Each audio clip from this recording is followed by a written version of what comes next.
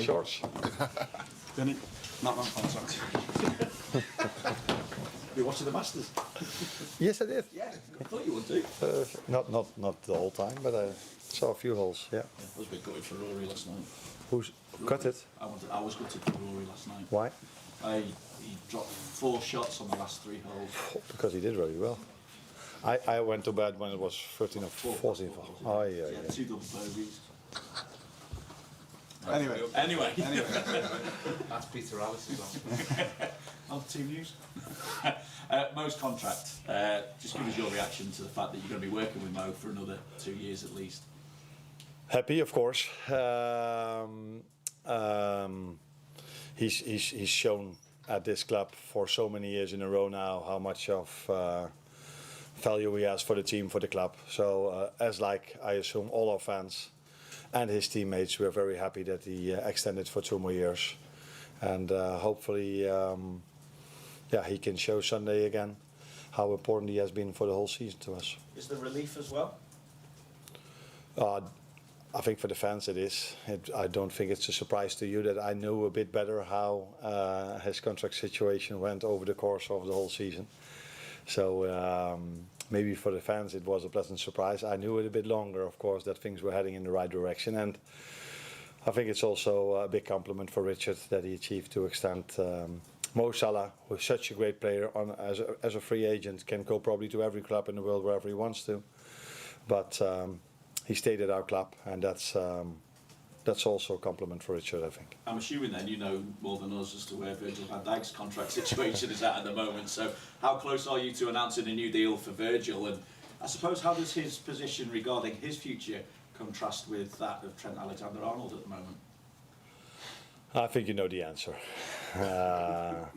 The boring answer, as always. We talk about contracts if they are signed. So in the situation with Mo, we are talking about it. As long as they're not signed, we don't talk about it. But I can tell you that I'm very happy with Virgil this season. He's been incredible for us.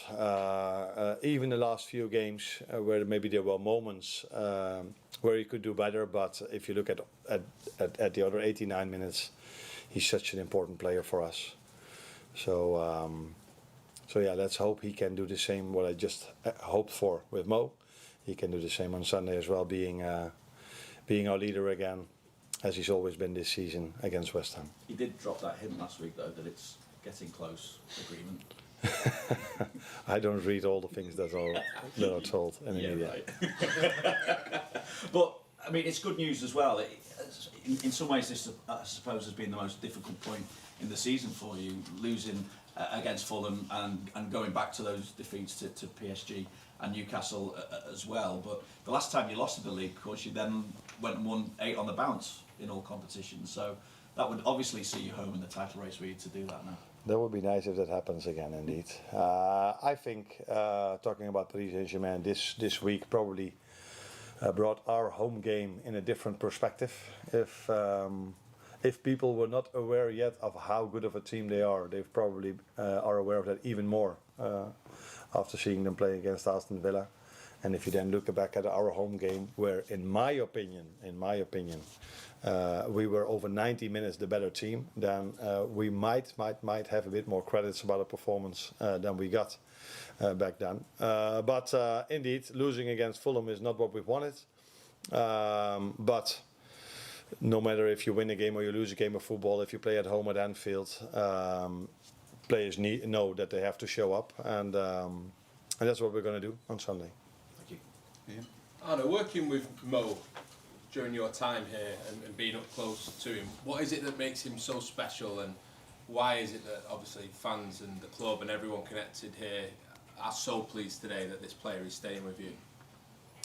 First of all, he's always been judged as a player. He's always judged as a player, which is of course what you guys should do. But I also see him as a human being, and he's a humble person. Always wants to work hard. Always puts a lot of effort in to become the player he has become, and he wants to stay at that level. So he just keeps on bringing that effort every single day.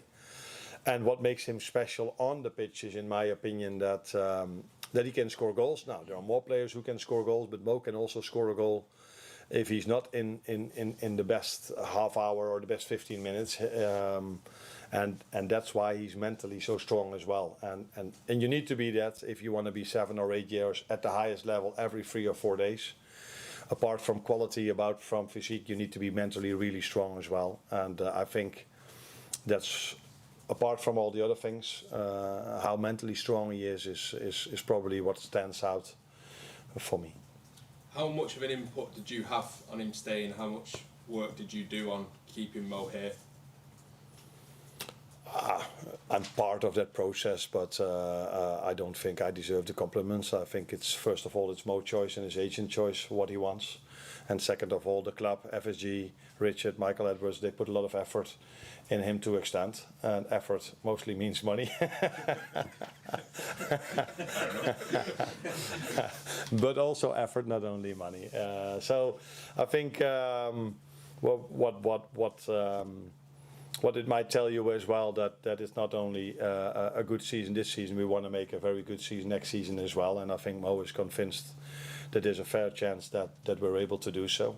So again, that's positive for us.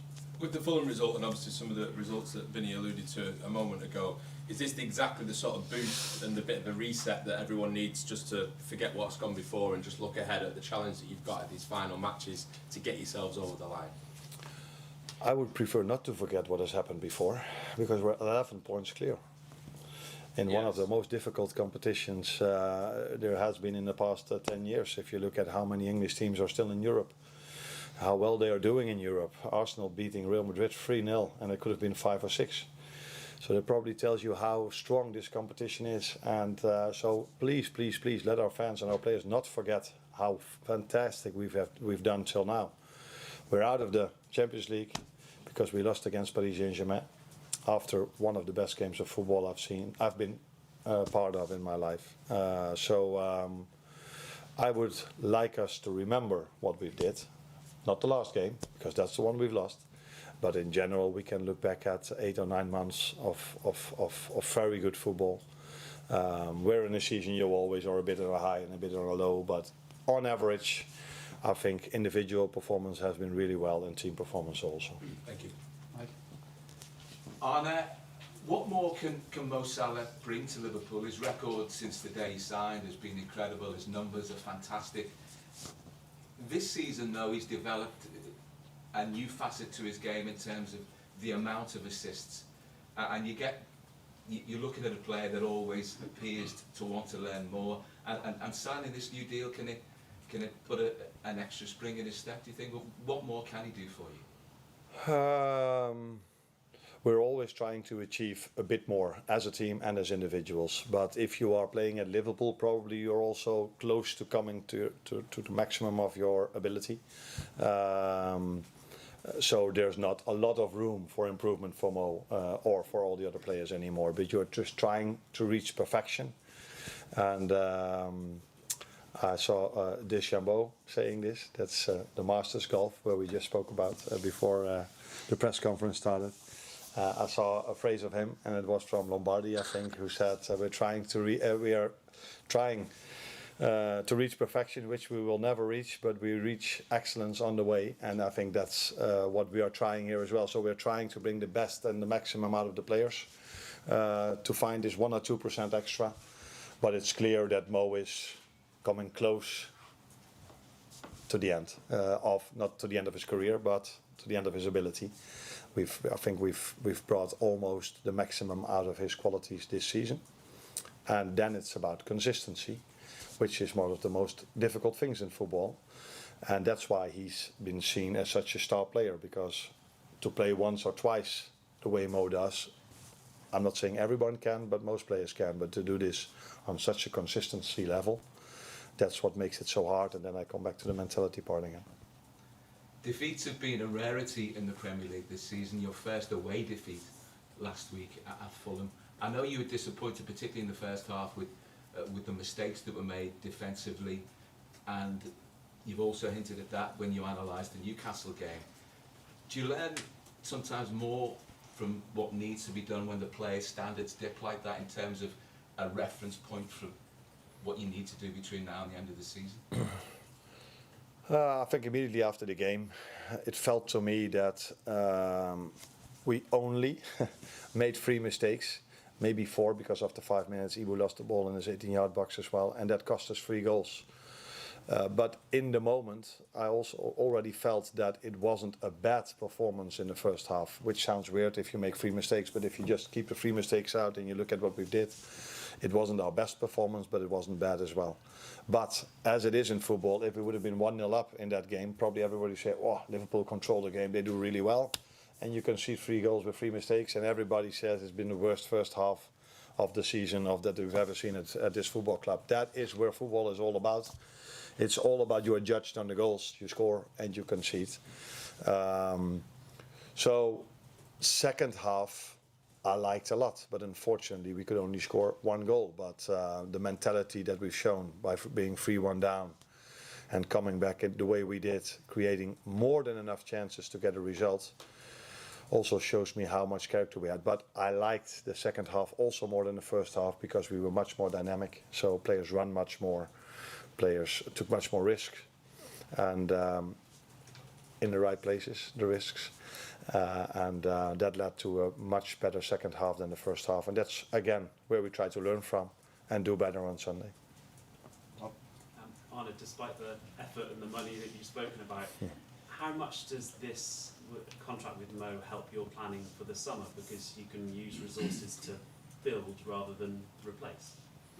Yeah, and I think if I would put myself in the shoes of a player that we might want to sign, it's always nice to tell them that Mo, we don't have to tell them anymore because it's out in the open now, that Mo has extended his contract. So that helps. But what helps the most is that we kept a quality player that scored 7 or 8 years in a row so many goals for us. And in the end, I just said football is a game we are mostly judged on the goals we score and we don't concede. So it's helpful to have a player that can score goals, that's for sure. And it's not a question about contracts, but forgive me, it might be equally as boring. Semi-automated offside comes in this weekend. What do you make of that, and what do you make of it coming in at this stage of the season? For me, it's something positive because I think it even helps the officials to make a better decision, and it's also clearer to the fans, because if I watch a game of football, it doesn't have to be mine or somewhere else around the world, and I see a red line and a blue line, I'm always like, that's close to each other. But when I see this 3D, is that the way you say it? 3D. This, I'm like, oh no, it's indeed, you're right, it's offside. So it's, I think it's a positive thing, and I like the VAR for clear and obvious, not clear, for obvious things, not for subjective things. So I'm a big fan of using the VAR only for your objective things. So offside, yes or no, a ball over the line, yes or no, is it inside or outside the box? I would prefer the subjective things to go out, but that's not going to happen. Carl? Just John Merrill again, sorry. How important a message does it send both inside and outside the club that he has signed for the 2 years? Like I just said, I think it's important because I'm 100% sure that our fans love to see him extending, so it gives a positive vibe toward the club. Maybe a positive vibe we might even not need, but it's always good to have positive vibes instead of negative vibes. On the other hand, Mo performed so well, the club performed so well with you guys only talking about their contracts. But I think it's only positive, because if you want to sign new players or players that want to extend here, yes or no, it's always positive to see that one of our star players over the last 7 or 8 years have made the choice to extend his contract. So, and it also shows maybe how ambitious this club is. So not only Mo, but also the owners and the ones that came in last season, that we are really ambitious to keep performing the way this club has performed for so many years now. You spoke about him reaching sort of the end of his talent, at the top of his level. Has his role changed for you this season, and do you see having to adapt as he gets older, for you? Because there's maybe some games where he's maybe not been involved as much as maybe he had been in the past, but he's still producing the numbers. So have you changed his role, or do you see his role changing? Yeah, that I don't know. I don't know if he was in 6, 7 or 8 years ago, or maybe 3 or 4 years ago, if he was every second of the game involved. I would be surprised if I look at all the wingers all around the world. They are not 90 minutes outplaying their opponent every single time. I think if you are a winger, you have to be creative, and that's the most difficult part in football, especially against these low blocks many good wingers face. So then it's normal that once in a while you lose the ball or one of your actions fail. But in general, Mo has a lot of impact on our game with assists and goals. But not only that, I think he's also a big threat. But he's not the only one. If I look at the Champions League this week, I think wingers are getting more and more important in this modern game of football, because teams are going to lower blocks than ever before. And then if you look at Rafinha, Lamine Yamal, Kvaratskhelia, Doué, now Saka, Martinelli, they were all able during the week to open up the last line, or to open up to create chances, and that's what Mo does for us, and what Cody and Lucio are doing for us as well. Hi Arne, you mentioned Ibrahima Konate before, and we've spoken previously this season about his abilities on the ball and the improvements that he's made in that area. Against Fulham, he was substituted for an attacker. That's the 4th time that this has happened this season. What does he still have to do to become an asset in those times when you are chasing a goal rather than being sacrificed? Now, for me, if I take him out for another centre back, that probably tells you that I wasn't as happy about his game. Or if I take Virgil out and I bring another centre back in, you could assume that he's either injured, or he's not fit, or I'm not so happy with the way he's playing. If I bring an attacker in or a midfielder in, that probably tells you that we want to take a bit more risks. And that is what has happened. So I think Ibu improved during this season on the ball. It's not that he was really worse. So he was a French international that played the World Cup final. So he was already a good player. I don't think maybe he on his own improved. He knows better what we as a team want. How do we want to do build up, where his teammates should be, and which choices he has to make in that regard. But to take him off, and I think I've brought, I don't know anymore who did I bring? Probably. I think it was Chiesa, and then. No, I brought Chiesa in for Robertson. So, But Darwin, I brought Darwin in, and another, doesn't matter. But it was for sure a player that probably can score a goal a bit more easy than Ibu can. So taking him off at Fulham has nothing to do where he is in his stage of how well he does with the ball. That is simply, yeah, we are 3-2 down. Let's bring as much goals on the pitch as we can. Let's take as much risk as we can to hopefully get a goal. And I think we created quite a lot afterwards. Which not to say which we would not have done if he was still on the pitch, but it did work out in terms of chance creation, not in terms of scoring. Michael? Hi Arne, you've always seemed very relaxed about the contract situations this season. Were you always calm that you would find a solution long term to Mo and that he would extend and his stay with the club? I think in general people see me as quite relaxed, except for maybe 7 or 8 minutes during this season in a certain away game, Vinny. And that has all to do with the trust I have in the quality of my players, and this is all to do in the trust I have in the quality of leadership, FSG, Michael Edwards, and Richard Hughes. So that's why I'm indeed calm about the whole situation, because they will do what is best for the club, and if that is extending, that is extending, and if not, then they will find good solutions again, because that's what they've showed for so many years now. So there's a reason for me to be calm about everything. But of course, I've also spoken to Mo and I followed the whole process, and that gave me a lot of confidence as well about his situation. You've obviously got one of the 3 contracts sorted now. Do you think it's important that the other 2, obviously Trent and Virgil, I know you won't discuss what is the latest, but is it important that we get those contract issues sorted in the next couple of weeks, do you think, or before the end of the season?